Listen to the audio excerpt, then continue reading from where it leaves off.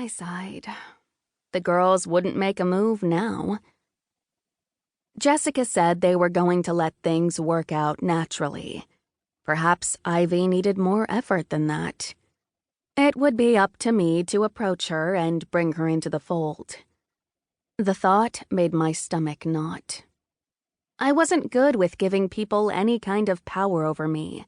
And what if Ivy rejected my offer of friendship? And yet, I'd let Jess, Bailey, and Dahlia in, and it had been my best decision ever. Now I was a part of their lives. I was a bridesmaid in Jess and Cooper's wedding. I'd be a bridesmaid again when Bailey and Vaughn tied the knot at the end of the summer.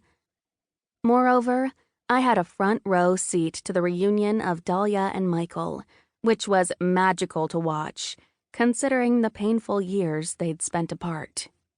The icing on the cake? Jess had recently informed us we would be aunts. She actually said the word aunts. I was going to be an aunt.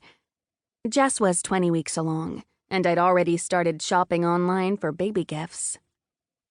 There was so much goodness in my life because of these women. Who was to say Ivy wouldn't just add more goodness? If she was anything like her adoptive mother, Iris, then she absolutely would. A customer yelled from the raised seating area near the fireplace, asking for a clean spoon. I was a staff of one, and although I knew I should hire some help during the high season, I enjoyed keeping busy. It would be great, however, if customers would read the signs that pointed to the cutlery tray so they could help themselves. This was not a restaurant. I excused myself from the line of customers waiting for coffee and hurried from behind the counter to grab a spoon for the guy. He didn't even say thank you. Asshat. Not that I'd ever dare call him that to his face. Even Bailey, the most forthright, ballsy woman I'd ever met, wouldn't call a customer an asshat. To his face. As I rounded the counter again, the bell above my door tinkled and I looked over at it. My stomach dipped like I was on a roller coaster. Jack Devlin. I wrenched my gaze from his intense expression, my heart skipping a beat, and tried to concentrate on my other customers. Still, I knew I was blushing, and I knew he'd know he was the cause. Always the cause of the damn blushing. I cursed my fair complexion on a daily, no, strike that, hourly basis. What was he doing here? Jack hadn't come in for coffee since last summer, since the incident. That's what I was calling it. It was better to call it that than the hottest and most humiliating moment of my life thus far. I bet you didn't know those two sentiments could go hand in hand.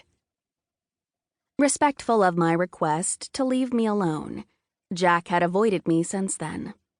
He'd even given up my coffee, which I knew he loved since he used to come in every morning for an Americano. But last summer wasn't the last time we'd interacted. I hurt for him as I remembered that moment between us. I gave you $10.